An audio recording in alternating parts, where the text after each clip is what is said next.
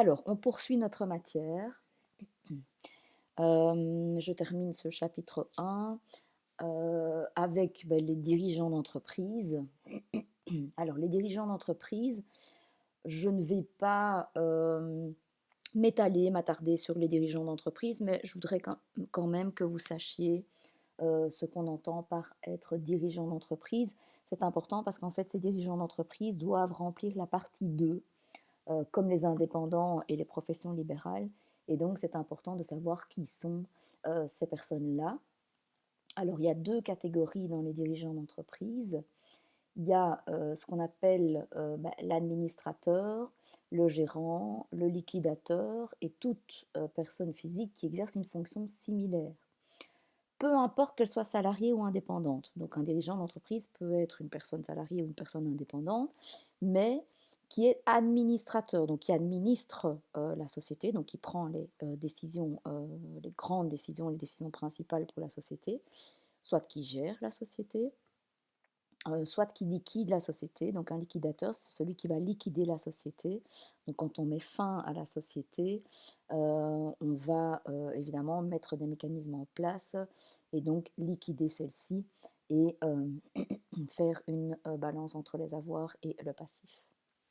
Alors, l'autre catégorie, c'est toute personne physique qui exerce dans une société une fonction dirigeante de gestion quotidienne de nature commerciale, technique ou financière en dehors d'un contrat de travail. Donc ici, forcément, ce dirigeant d'entreprise doit être une personne indépendante. Et donc, c'est une personne qui a un très haut poste de gestion quotidienne, donc il y a vraiment cette fonction dirigeante dans une entreprise. Un cadre n'est pas forcément un dirigeant d'entreprise, hein, d'accord? Donc c'est pas parce qu'on est cadre qu'on est dirigeant d'entreprise, c'est plutôt parce qu'on a une fonction de dirigeance qu'on est qualifié comme tel. Alors, ces dirigeants d'entreprise suivent le principe qu'on appelle le principe d'attraction, c'est-à-dire que tout ce qu'on va, enfin, donc tout ce qu'une société va allouer à son dirigeant d'entreprise est considéré comme du revenu professionnel de dirigeant d'entreprise sans aucune distinction. Donc ça veut dire que toute cette rémunération va tomber dans la partie 2 et ne va pas pouvoir être déclarée en partie, même en entier, dans la partie 1 au cadre 4 comme un salarié normal. Non, c'est dans la partie 2. Et on fait cette distinction parce qu'en fait, euh, ça permet de ne pas pouvoir bénéficier de la déduction des frais comme les salariés pourraient avoir dans leur position à eux. Voilà, il ne faut pas savoir plus sur les dirigeants d'entreprise, il faut juste savoir quand est-ce qu'on se retrouve dans cette fonction. Alors, tout dernier point dans ce chapitre 1, la régionalisation, je vous en ai déjà parlé. Donc depuis 2014, vous voyez que les régions sont compétentes pour pas mal de matières dont vous avez peut-être déjà entendu parler, comme les titres-services, les chèques à ailier, les dépenses d'emprunt, d'assurance relatifs à l'habitation propre. On parlera de tout ça plus tard, hein. Les dépenses qui sont effectuées pour des investissements d'économiseurs d'énergie, restauration de bâtiments classés, rénovation, etc. etc. Alors cette régionalisation, elle est importante parce que justement les régions maintenant sont compétentes dans ces matières et donc nous ne sommes plus sur le même pied d'égalité comme je vous l'avais expliqué. Alors on passe au chapitre 2 sur les jobs d'étudiants. Alors les jobs d'étudiants, c'est une matière qui est vraiment très intéressante euh, parce que c'est une matière qui touche les jeunes dans leur salaire. Et donc, c'est quelque chose d'important parce que trop souvent, on croit que les étudiants ne doivent pas remplir une déclaration fiscale ou ne sont pas soumis à l'IPP, ou s'ils sont mineurs, il n'y a pas d'impôt à payer, etc. Or, ce sont toutes des idées qui sont fausses.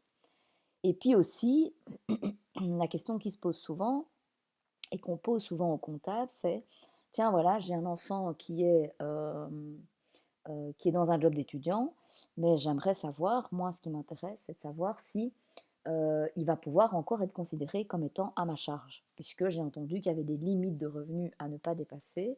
Et donc, bah, j'aimerais savoir, vous maintenant en tant que comptable, est-ce que vous pourriez me faire le calcul et voir si mon enfant est encore considéré comme étant à ma charge. Alors, les étudiants doivent remplir évidemment une déclaration fiscale en mentionnant tous leurs revenus imposables propres, sauf si ils ne dépassent pas la quotité exemptée d'impôt. Donc, attention, beaucoup d'étudiants ne gagnent pas un salaire aussi élevé que la quotité exemptée d'impôt. La quotité exemptée d'impôt, qu'on verra plus tard, hein, qui est de 8 000 ED, c'est le montant sur lequel on ne doit jamais payer d'impôt. Donc, c'est vrai que si on fait un job d'étudiant et qu'on est en dessous de ça, il ne faut pas remplir de déclaration. Mais il y a des étudiants qui dépassent cette quotité exemptée d'impôt, non seulement par leur salaire de job d'étudiant, mais aussi par d'autres revenus. C'est pour ça qu'on dit alors qu'ils doivent remplir une déclaration en mentionnant tous leurs revenus imposables qui leur sont propres, donc qui leur appartiennent à eux. Alors, si l'étudiant est encore mineur, il y aura bien une déclaration à son nom à lui, mais c'est un parent qui va remplir la déclaration de ce mineur d'âge. Il va la remplir et la signer en son nom, mais c'est bien une déclaration dans le chef de l'enfant que l'on a. Si l'étudiant est majeur, c'est évidemment lui qui doit le faire, donc à partir de 18 ans, c'est lui qui remplit sa déclaration, en tout cas qui la signe bien évidemment.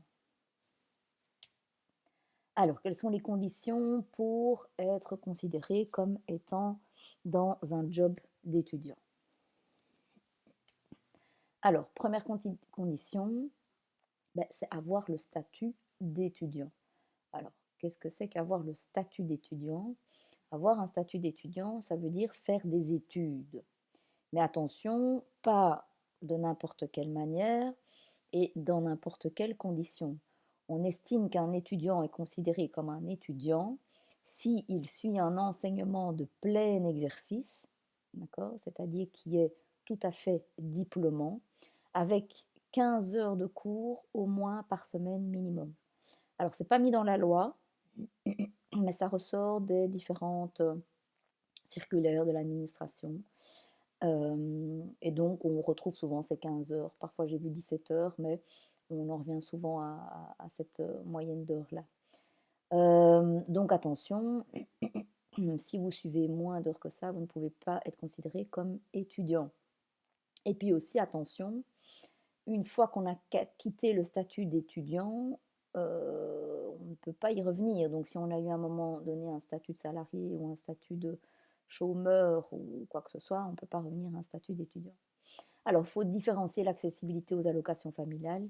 Là, il y a d'autres conditions qui viennent se joindre pour pouvoir toujours toucher aux allocations familiales, mais ce n'est pas la même chose que pour les jobs d'étudiants.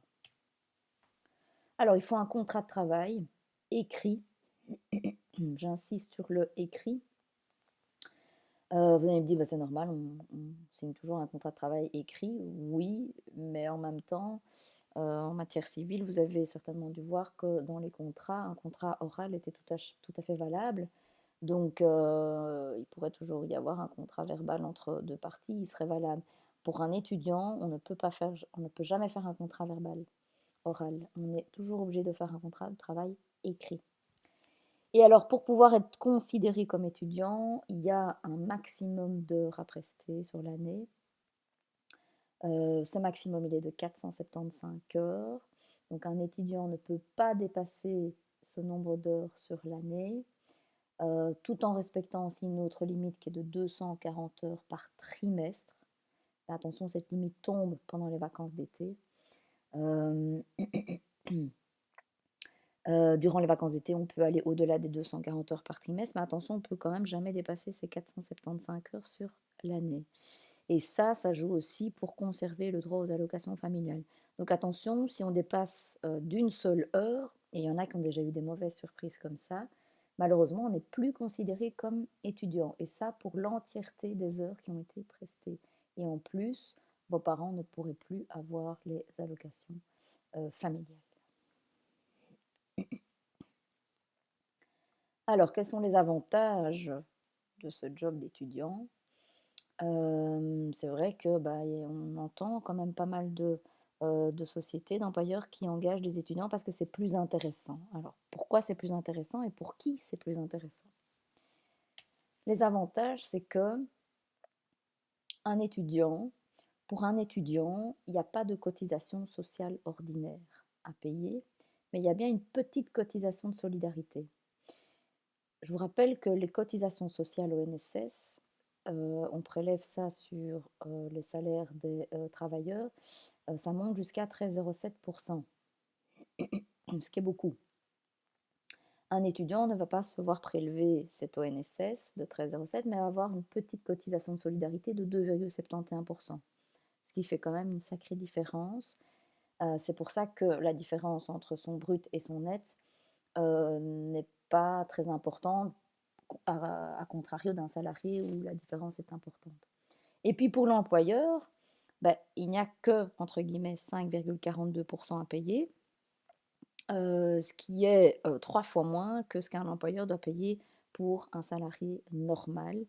Je vous rappelle que un employeur qui engage du personnel doit payer des cotisations énormes pour pouvoir engager ce personnel, ce qui n'est pas le cas pour l'étudiant.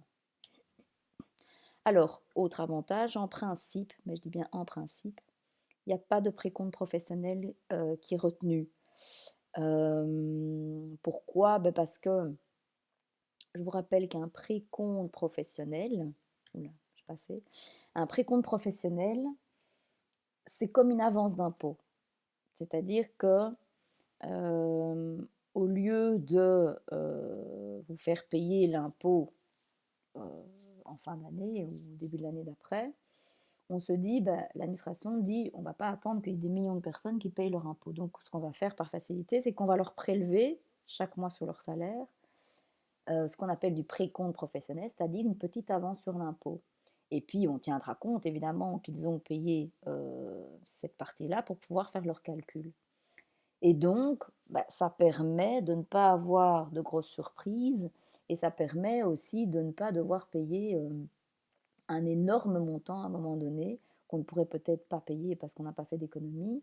Voilà, donc ça permet de faire une sorte de réserve. Eh bien, pour l'étudiant, en principe, on ne prélève pas ce précompte professionnel. Pourquoi? Parce que souvent, l'étudiant est en dessous de la quotité exemptée d'impôt. Et donc, du coup, on sait qu'il ne va pas payer d'impôt. Donc, ça ne sert à rien de lui prélever de l'argent qu'on va quand même devoir lui rembourser.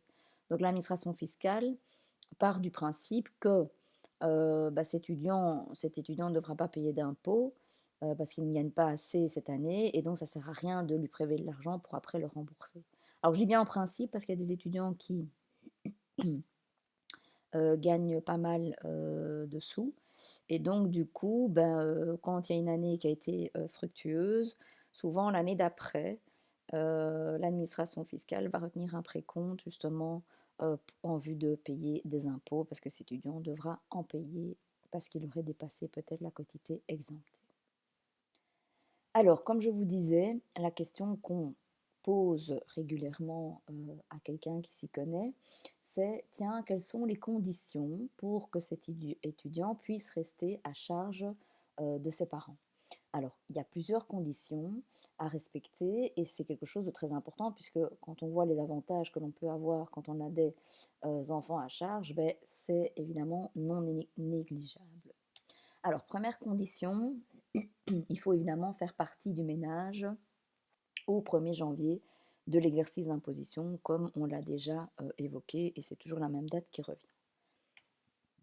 Deuxième condition, on ne peut pas percevoir des rémunérations constituant des charges professionnelles pour les parents.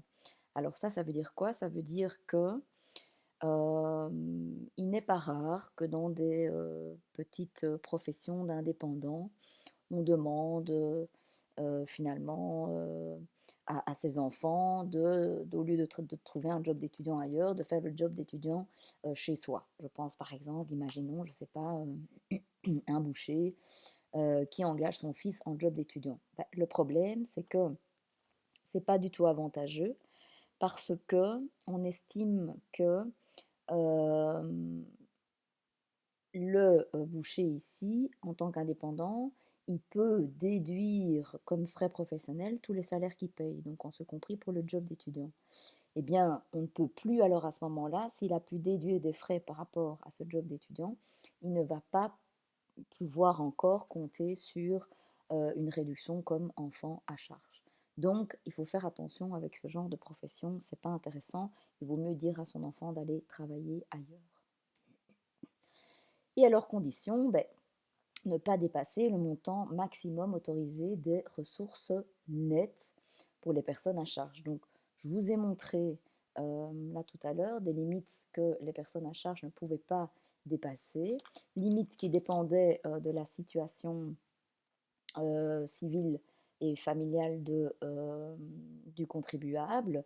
Et donc, il faut toujours bien regarder si les revenus qui ont été accumulés par l'étudiant ne dépassent pas ces limites étant celles-ci, je vous remontre, c'était celle-ci. Alors attention, les limites ne sont évidemment pas à étudier.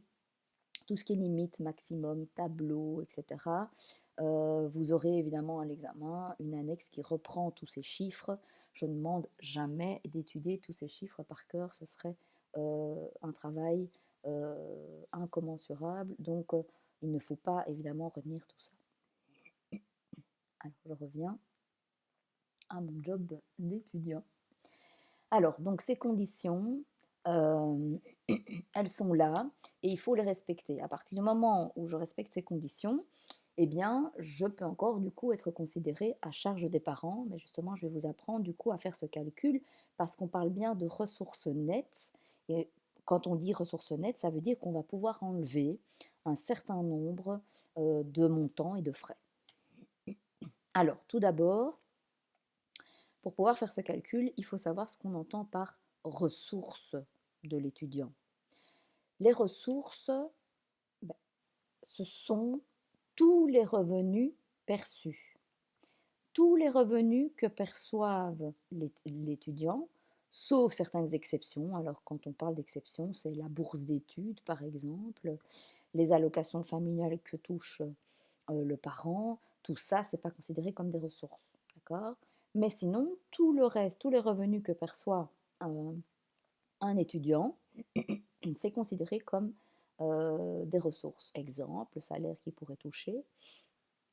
Exemple, la rente alimentaire qu'il pourrait toucher. Alors attention, quand on parle de rente alimentaire que toucherait un enfant, ce serait plutôt la rente alimentaire que le parent touche de l'autre parent pour les besoins et l'éducation de cet enfant. Imaginons donc un couple qui est divorcé ou séparé.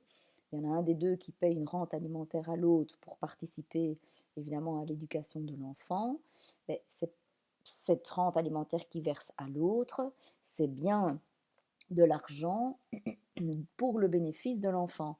Et bien comme c'est de l'argent pour le bénéfice de l'enfant, c'est considéré comme du revenu de l'enfant et pas du parent. Donc, toujours bien déclarer ça, évidemment, dans la déclaration de l'enfant et pas du parent. Alors, ce sont les revenus immobiliers et les revenus mobiliers, mais attention, pour ça, il y a une particularité, c'est seulement si l'enfant est majeur. Pourquoi ? Parce que tant qu'il est mineur, on considère que sur ces revenus-là, il y a une jouissance légale des parents sur les biens des mineurs. Alors, la jouissance légale des parents, ça veut dire quoi ? Ça veut dire que les parents, tant qu'un enfant est mineur, les parents ont le pouvoir de gestion de ces revenus, de ces biens. Mais il doit toujours, le ou les parents doivent évidemment toujours gérer ces biens en bon père de famille, comme on dit. Donc, c'est-à-dire toujours dans l'intérêt de l'enfant. Mais il ne peut pas le dépenser. Sauf que fiscalement, ce qui est un petit peu particulier, c'est que comme il a la jouissance légale de ses biens, eh bien, il doit le déclarer dans sa déclaration à lui et pas dans la déclaration de l'enfant. Donc, faire attention, les revenus immobiliers et mobiliers, si l'enfant est mineur, ce sont les parents qui les ont. Si l'enfant est majeur, ce sont bien ses revenus à lui. Alors, la rente alimentaire, ça c'est quelque chose de particulier. La rente alimentaire, donc que je viens de vous expliquer, qui est versée au profit de l'enfant, mais voilà, entre les mains du parent, c'est bien considéré comme une ressource. Mais attention, c'est une ressource à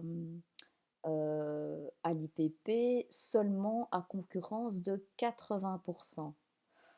Et encore, après déduction de la première tranche, je vais vous expliquer ça. Donc ça veut dire que lorsque un parent verse à l'autre, par exemple, une rente alimentaire de 1000 euros,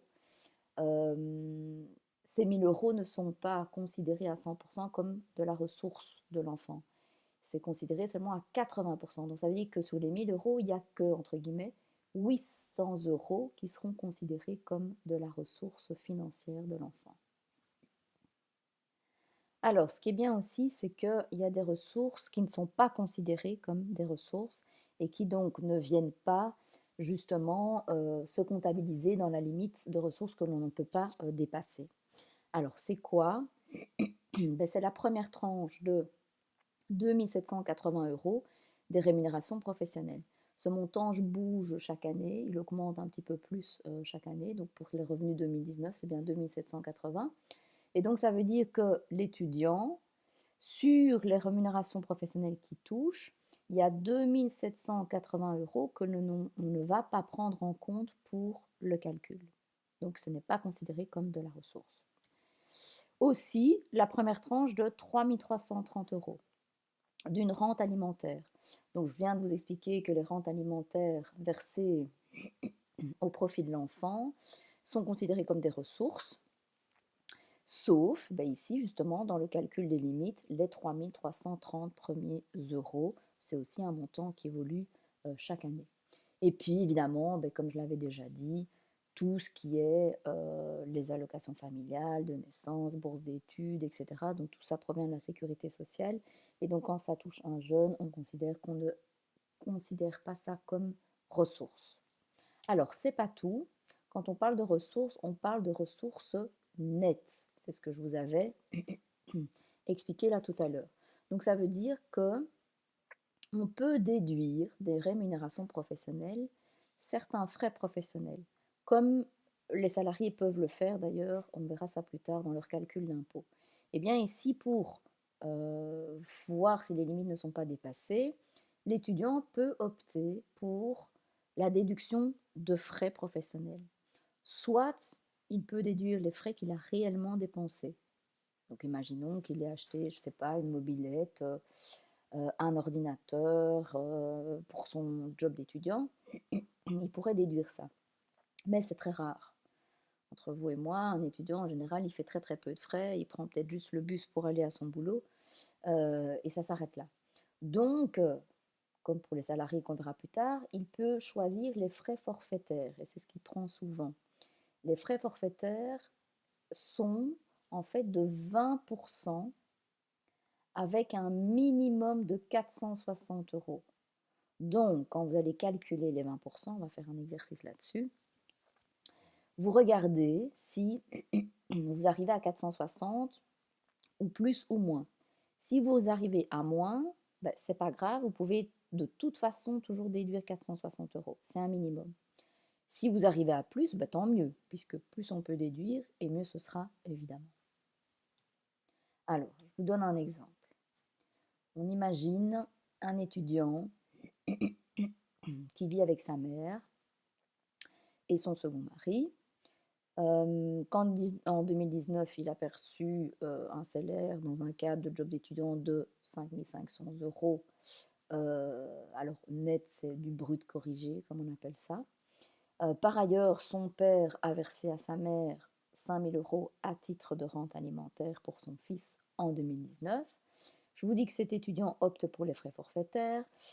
La question donc que je pose et qui était posée pour les exercices, c'est est-ce que celui-ci peut encore être considéré comme étant fiscalement un enfant à charge ou pas? Alors, il faut voir si justement les limites ne sont pas dépassées. Alors, qu'est-ce qui est important dans cet exemple? Il y a plusieurs points. D'abord, on voit que c'est un étudiant qui vit avec sa mère et son second mari. Donc ça veut dire que la mère est remariée. Donc ça veut dire que la mère est dans une déclaration commune. D'accord? Qu'il a perçu un salaire de job d'étudiant de 5 500 € et que son père a versé 5 000 € de rente alimentaire. Et puis autre chose importante, il opte pour les frais forfaitaires. Alors, comment est-ce qu'on fait le calcul? En vous ayant expliqué tout ça, vous allez devoir calculer, comptabiliser, voir si on ne dépasse pas les limites. Je prends donc son salaire. Son salaire est de 5 500 €. Mais attention, sur ces 5 500 €, on m'a dit, ici, il y a 2 780 € qu'on ne considère pas comme ressources. Donc j'enlève ces 2 780 €. J'arrive donc à 2 720. Mais on m'a dit, je dois prendre en compte les ressources nettes, c'est-à-dire avec déduction de frais professionnels. Il opte pour les frais forfaitaires. Du coup, je peux retirer 20%. Si je fais 20% de 2720, ça va me donner 544.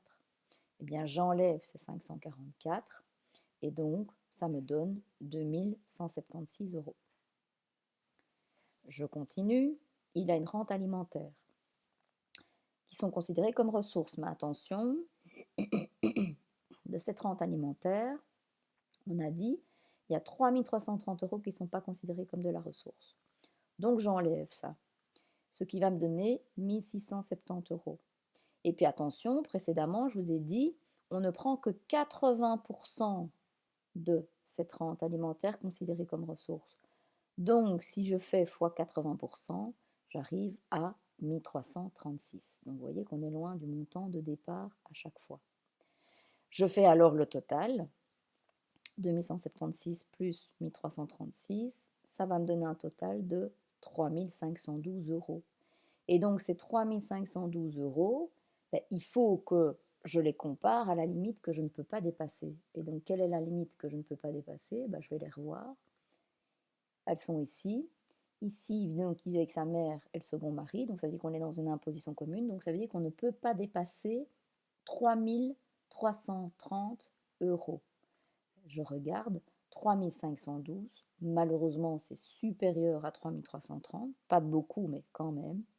Ça veut dire que malheureusement, cet enfant n'est plus à charge.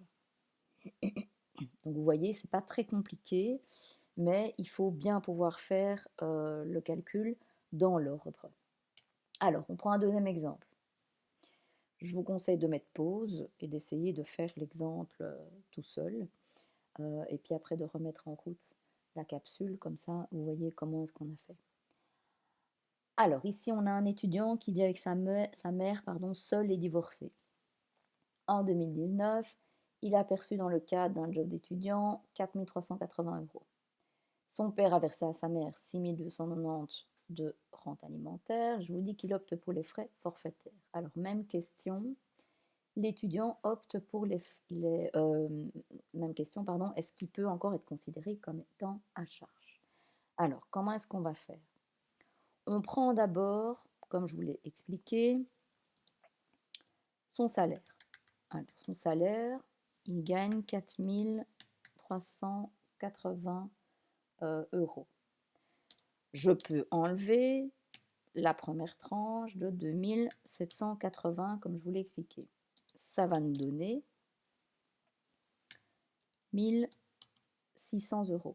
Vérifiez bien, donc si vous n'avez pas mis pause et que vous le faites en direct là maintenant avec moi, faites bien simultanément au moins sur votre machine pour voir si vous avez les bons chiffres.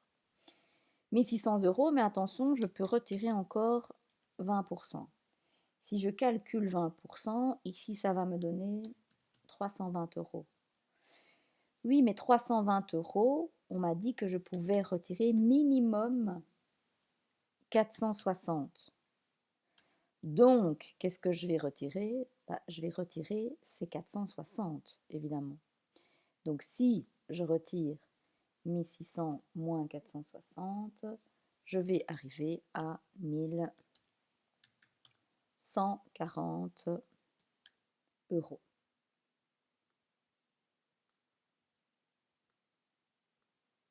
Alors, je poursuis.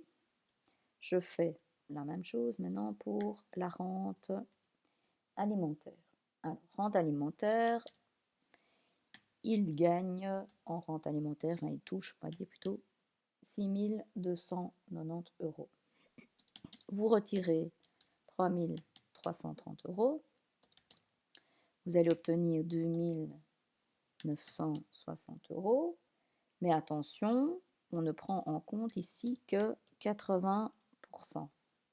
Donc, si vous ne prenez en compte que 80%, ça va vous amener à 2 368 euros.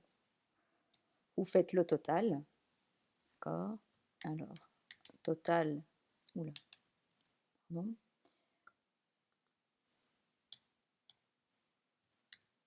Non.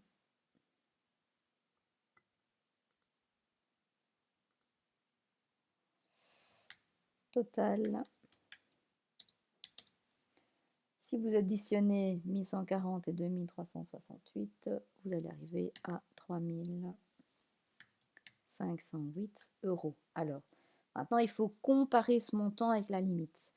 Ici, on me dit que c'est un étudiant qui vit avec sa mère qui est seule et divorcée. Donc, ça veut dire que si vous allez voir vos limites, une personne qui est isolée, eh bien, la limite de la personne qu'elle a à sa charge ne peut pas dépasser 4810. Alors ici, je suis arrivée avec 3508 euros, donc ça veut dire que, eh bien, on ne dépasse pas la limite et donc l'enfant est encore à charge. Vous voyez, il n'y a rien de compliqué, hein. Mais c'est important de vraiment bien comprendre le fonctionnement.